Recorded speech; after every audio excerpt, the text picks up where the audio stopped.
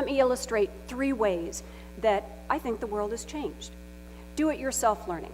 You can learn just about anything you want, anytime, iPhone, iPad, internet connection, public library.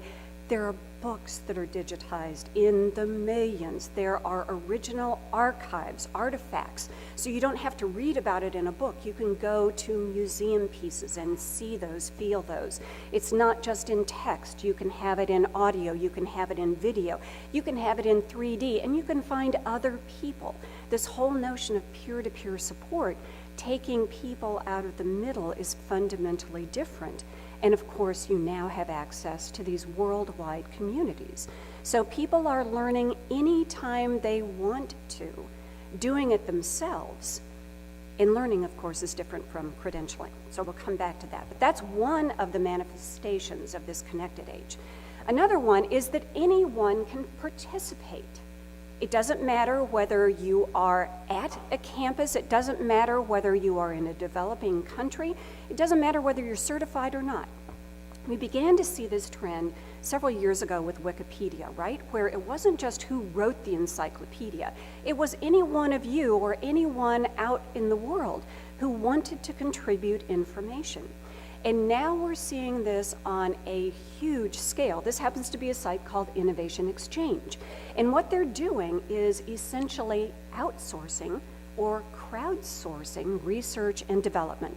So they have Global 5,000 companies that have challenges out there around clean water, around recyclable material, all kinds of challenges. And rather than going to people who are your research staff and on the payroll, you go to the world and invite participation.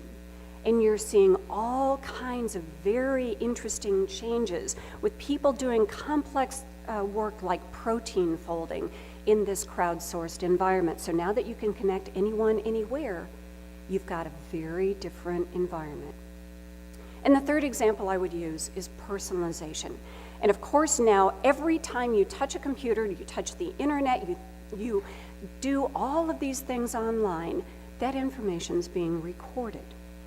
And that information, when you aggregate it in the numbers and the patterns that we have, isn't just about proving a hypothesis. It actually surfaces trends, it surfaces patterns. And so there's, on the retail side, been a lot of change around what we do with personalization, because you are sharing your data, whether you know it or not. But we're now seeing this move into education and make a significant difference. So those are some examples of how I think the connected age is making the world different.